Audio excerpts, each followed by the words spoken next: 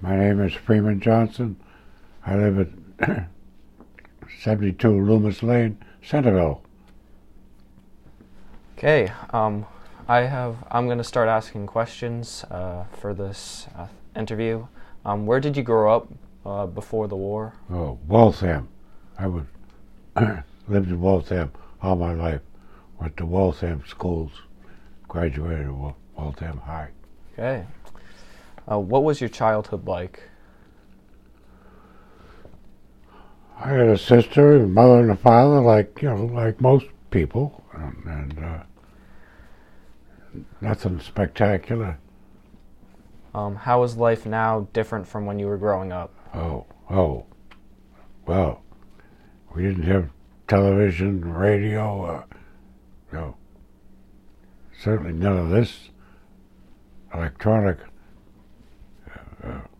Was a very simple life.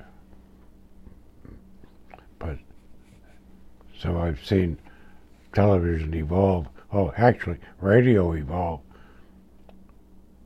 When I was a little kid, 6, 7 years old, man across the street bought a crystal radio.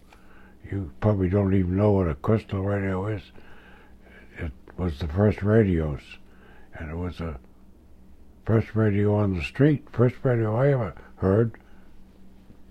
And now you got things like Alexis over there. Okay, why did you enlist in the military? Oh, well, it was the end of the Depression, 1939. The Depression was actually still on. Unemployment was 25%. And they just passed the draft, so I knew I would be drafted sooner or later, because I was 19 years old, unemployed, and living at home. But I didn't want to march across Europe. It didn't look like a fun thing to me. So I went to the Navy just to beat the draft. I joined the Navy. When did you decide to enlist in the war? When? When did you decide to enlist? Like, what year? 1939. Okay, how did your family react to your decision to enlist in the military?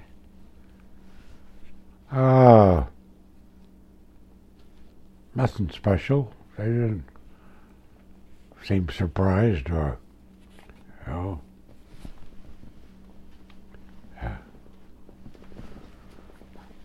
What part of the military were you in? I was in the Navy. I enlisted in the Navy. What rank or rating were you? Oh, well, you start out as an apprentice seaman.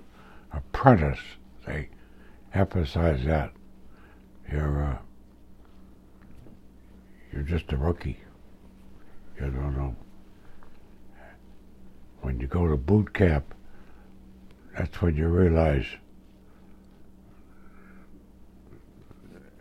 the world is a little different than you thought it was going to be.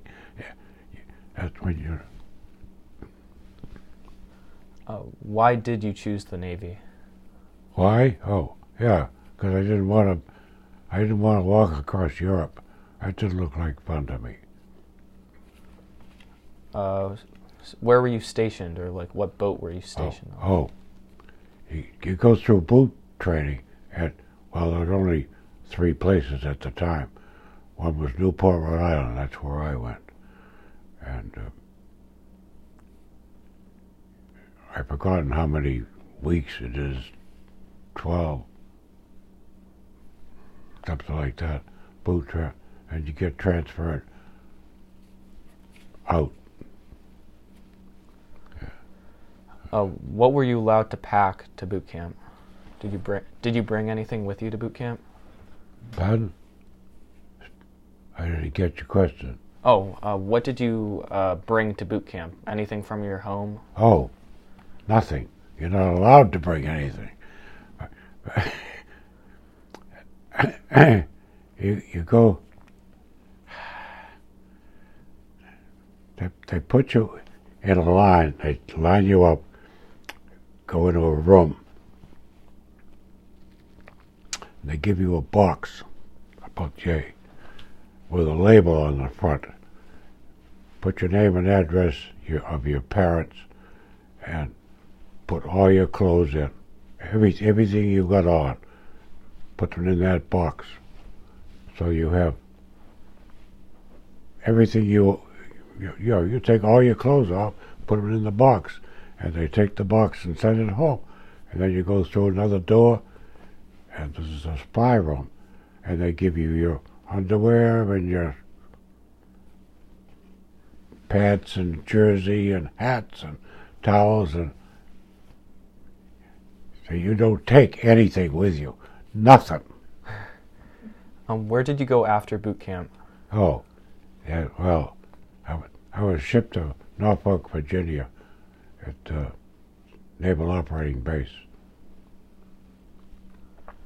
and assigned to the Augusta, which was a heavy cruiser, but I was only there for a few days, really, and then I got transferred to the St. Louis, which was a light cruiser, just leaving, getting ready to leave, and that's where I stayed for the next couple of years.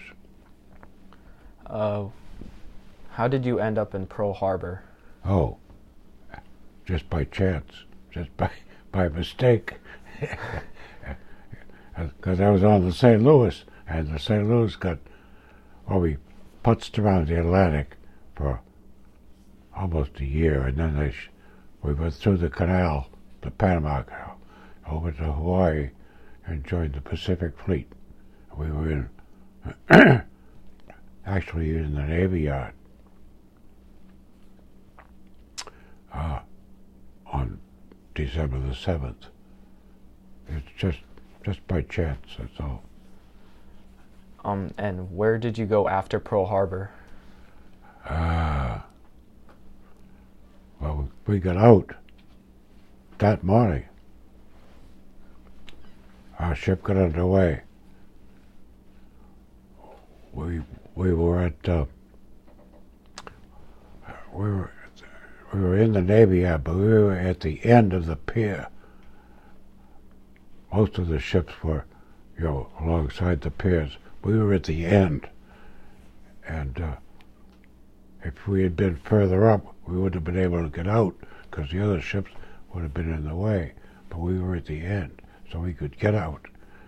And also, our skipper stayed the night on board.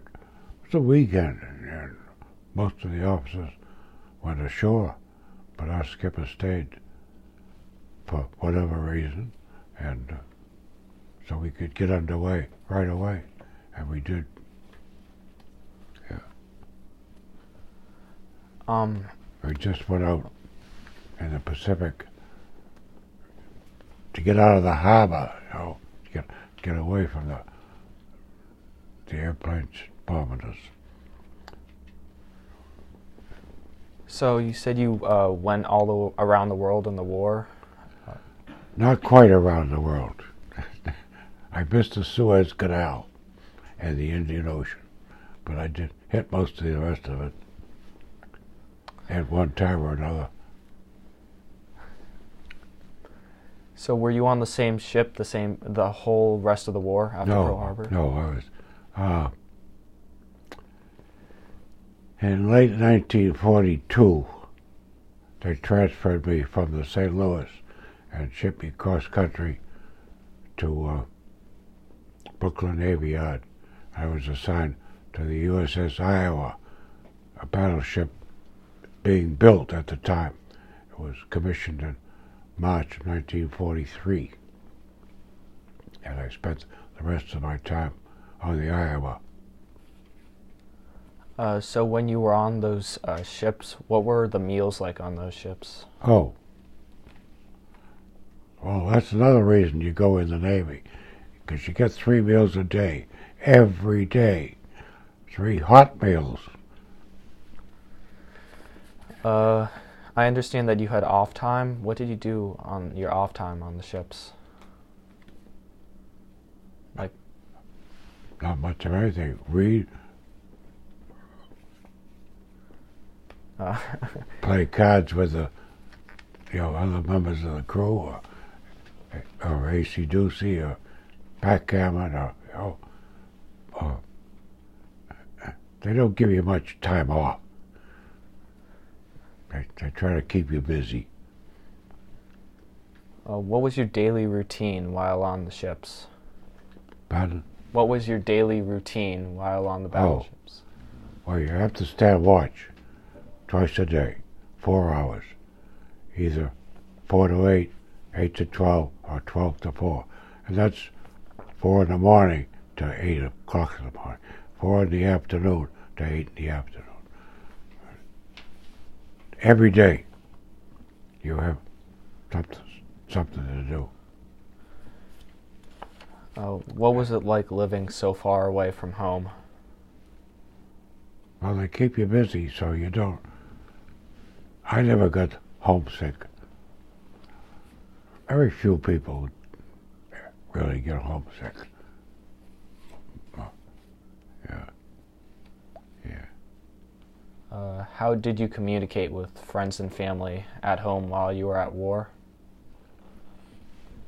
Pardon? How did you communicate with your friends and family? You just write letters, that's all.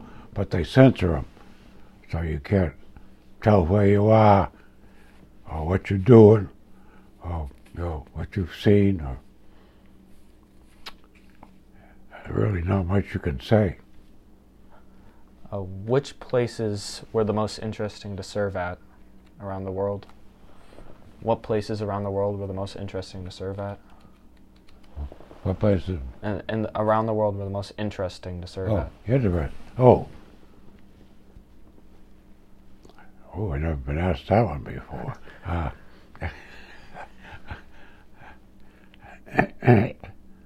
don't know. You spend most of your time, or we did, at sea. And that one ocean looks just like another. You can't tell where you are.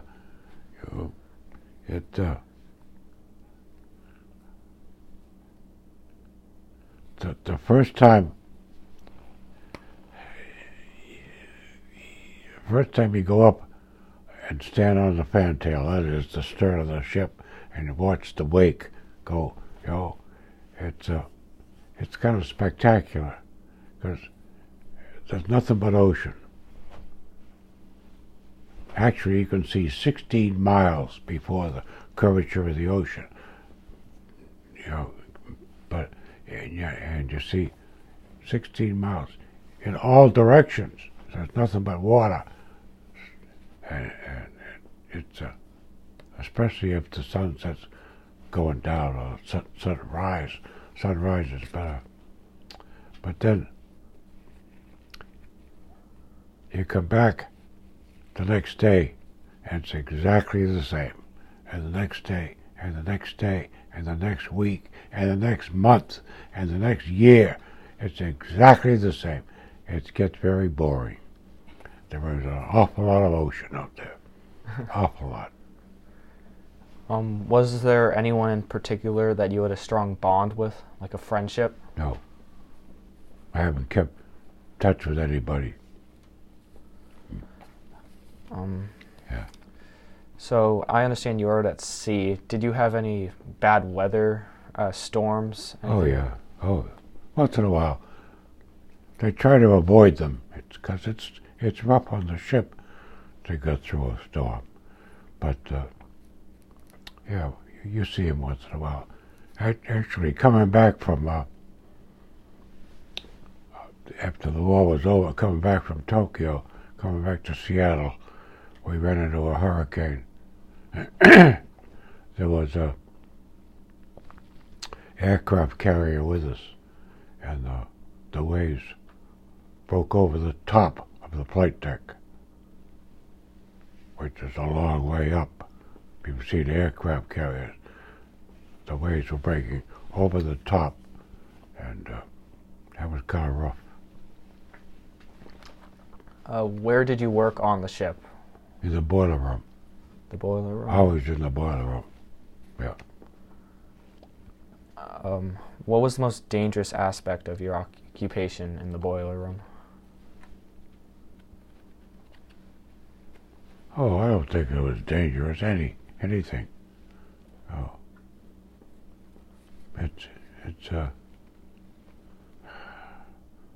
The ships are built to stand a lot of punishment, and so there really isn't much danger from the ship. Yeah. Describe your happiest memory from the war. Happiest? Oh. Oh, that thing getting out at the end.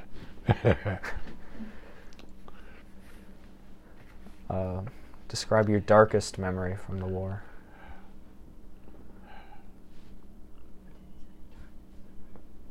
Oh, I have to think about that.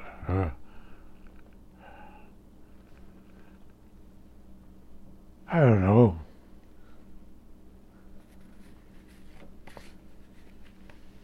Nothing stands out. Nothing that, you know, it's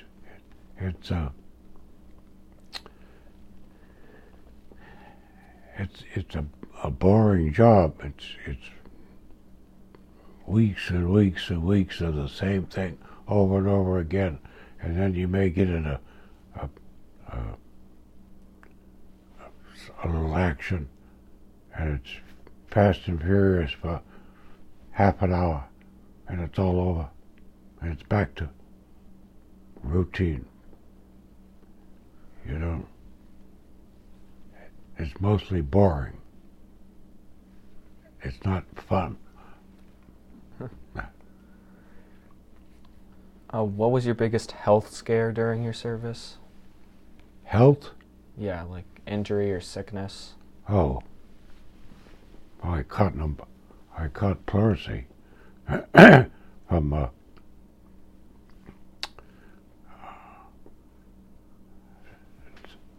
and I got they put me in the hospital. But that was no. What was the most difficult decision you had to make while serving? Oh.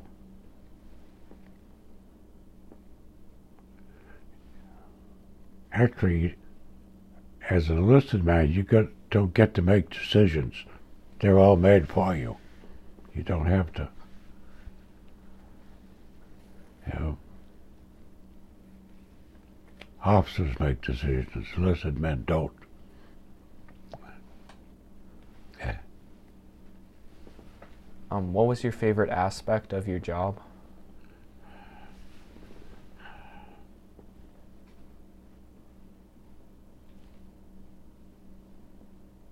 Oh.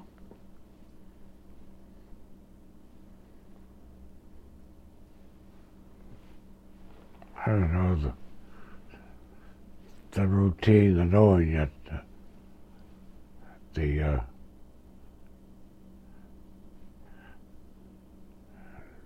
you're contributing a little bit, just a tiny bit, but you are contributing to the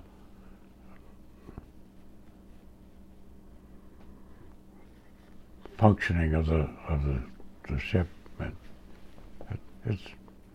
It's a job. That's all. You do it well, you know.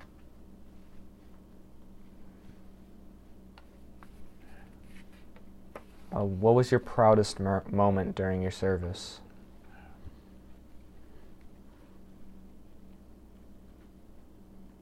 Nothing special sticks out. No. Yeah.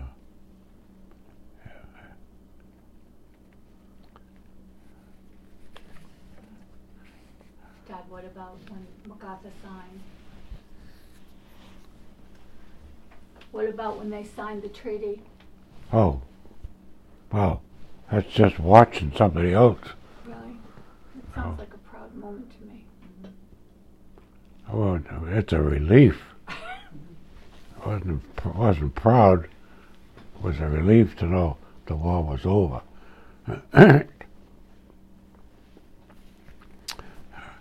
The Japanese culture at the time, it's changed. It's,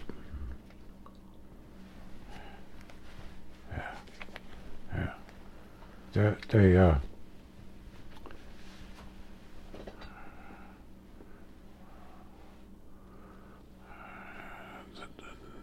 The Japanese people were taught from birth that to die for the emperor is the biggest glory.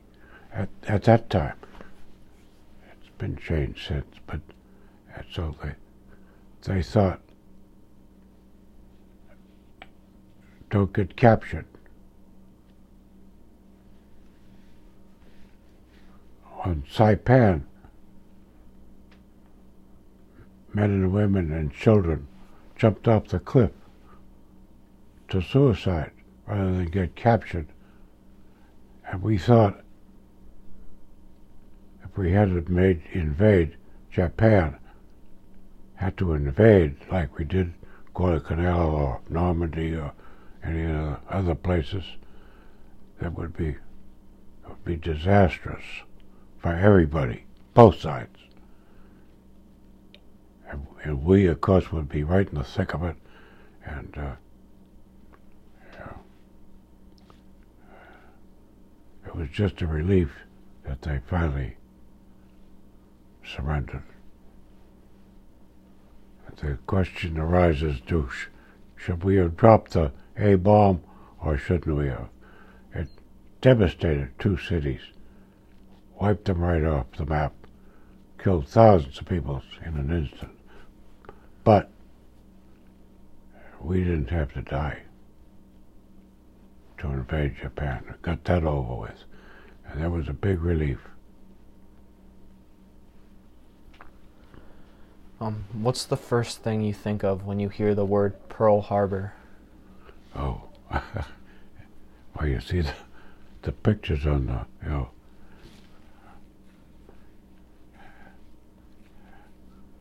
of the Arizona going down. That's what you remember, is the pictures, not what I saw, because I didn't see much of anything. I was inside the boiler, so I didn't see anything. As as a enlisted man, as the fireman,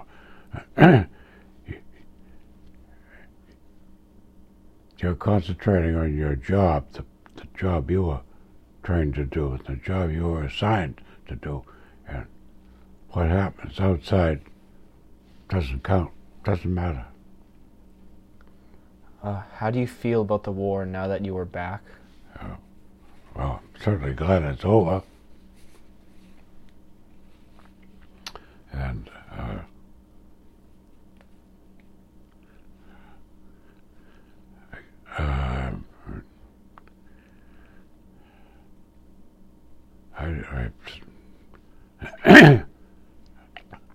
don't like the wars we are in now. War is an awful waste of men and material and money and time. It's not worth. The results generally not worth the effort.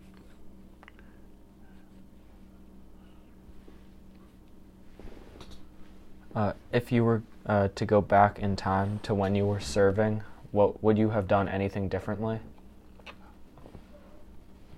No, I don't think so.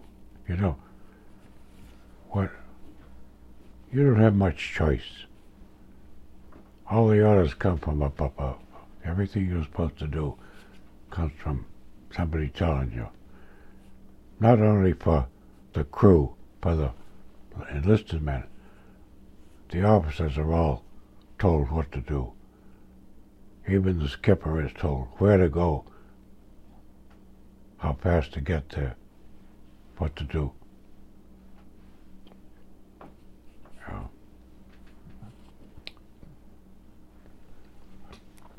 Define a hero.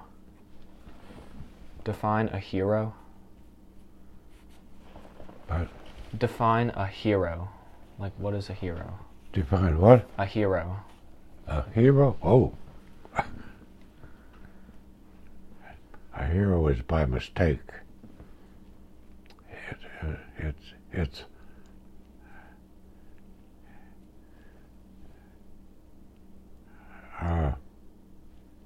yeah, you don't become a hero on purpose, because you stick your life out or your neck out to unknown, and you just do it by instinct.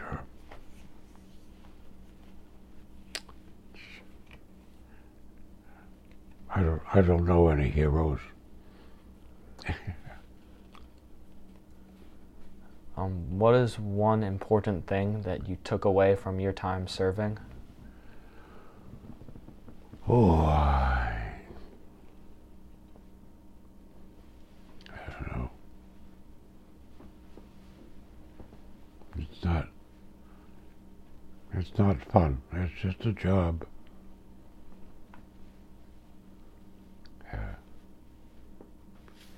Most time it's a boring job, but it's just a job. What advice would you give a young person thinking of entering the military?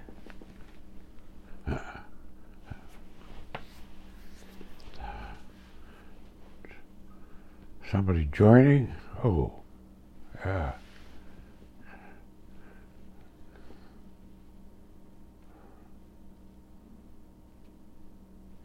Mostly I'd say don't do it, but you know, because there's too many other avenues of get your education, go to college, and if you can, stay out of the military. I suppose it's a good career if you, but I don't recommend it.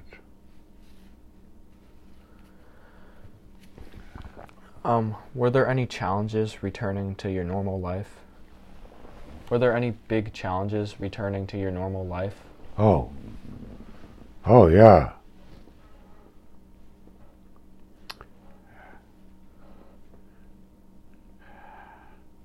Yeah.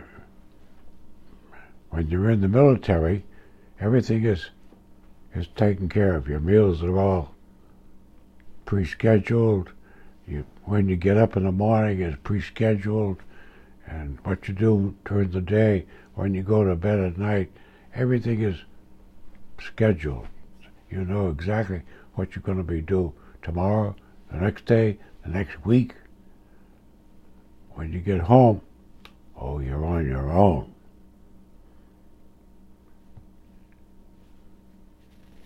You have to make your own way. You have to be nice to everybody, because you never know who's going to be your boss. Yeah, you know, it's a whole different world. You're entirely independent. But in the military, everything is scheduled for you. Everything. What you're supposed to wear, what you eat.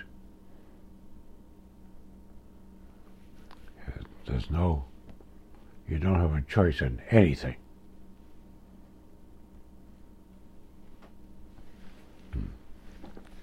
How did you end up on Cape Cod?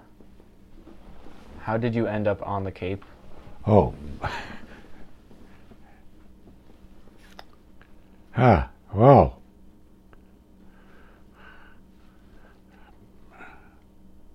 I was living in New Hampshire. I retired from my job in Waltham, and my wife and I moved to New Hampshire. And she died, and I was living alone. My daughters, all three, got together and decided I was too old to live alone, so I was supposed to go live with one of them. and I picked this one. The She best was one. she was working on the Cape, but she was living in Wareham, and rather than go over the bridge back and forth every day, I suggested we move to the Cape, and so here we are. Just by chance, that's all. Time. There you go. Actually, please keep going. Some more. So is there anything else you would like to tell us? Any advice? Anything you want to explain about your service or any part of that? Transported FD Yeah. Roosevelt on the ship. Ask him to tell you about that. What? He transported the president on the ship. Oh yeah. So I heard you transported President Franklin D. Roosevelt on the ship. Oh, that was just one incident. It was no big deal for the crew. He had to go to Tehran, and we got picked. I don't know why. It was the newest ship of the fleet, I suppose. That was the reason that we got picked, and we pulled into Norfolk. We didn't know where we were going. The crew, maybe the officers did. I don't know, but we pulled into Norfolk, Virginia, to the Navy Yard, and they took all the ammunition off, and most of the oil. As the Potomac River is about 32 feet deep. The Iowa draws 34 feet. That means you're in the mud all the way up. So that's why they took the ammunition and the oil. That's where all the weight is, to get the ship as light as possible. And they put an elevator on. And I learned later, a bathtub. I knew they put the elevator on because you could see it. I didn't learn till a few years ago there was a bathtub on. And the only ship in the whole Navy, not only our Navy, any Navy, with a bathtub. And then we went up to Potomac to Washington Naval Yard, picked up FDR, came back down to Norfolk, got all the ammunition back on, all the fuel, and we took off to the Mediterranean and dropped off Roosevelt. And then went to Brazil while he was at the conference. We went back and picked him up, brought him home. Michael, ask That him was who it. Roosevelt met with. Ask him who Roosevelt met with. Who did Roosevelt meet with? I can't hear you. Who did Roosevelt meet with? What'd he do? Who did he meet with? Who'd he meet with? Oh, do we meet him? I saw him, no, but I didn't meet him, no. No. Who did he meet with? Oh, that was the Churchill and Joe Stalin. That was the Tehran conference of the big three. Were you there when the conference happened, or did you bring them to the conference? Did you see anyone there? Did I see You it? just dropped him off, right? Oh yeah, we just dropped him off. Oh. Well, we didn't stick around. We went there. I'm not even sure whereabouts in the Mediterranean we dropped him.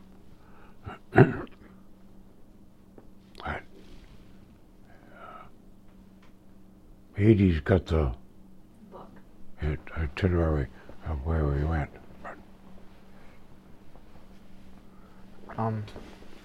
Did you have any other important jobs, like delivering Roosevelt? Did you have any other important tasks you had to do during the war?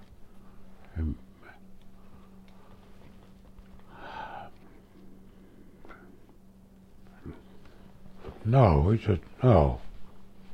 No. We didn't do anything special.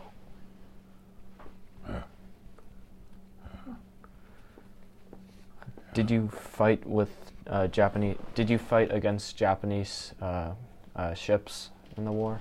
Oh, yeah. Not, like gun, you see the movies, gun battles? No. We were in the Leyte Gulf, but that was airplanes attacking the carriers. We were there, that's all. And but we didn't shoot any ships. I think we only fired the main battery once, against something else. The rest of the time, the AA guns were the only ones used. They used the main battery. Didn't get used. Oh, did I interrupt you? What was the scariest moment during the war? The scariest?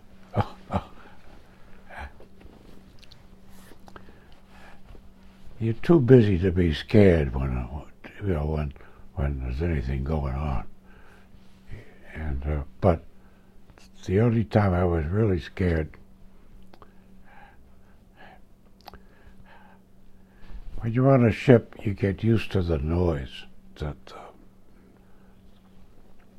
noise from the propellers, it's constant. And you get attuned to the ship so that you know what it's doing. You know how fast you're going. When you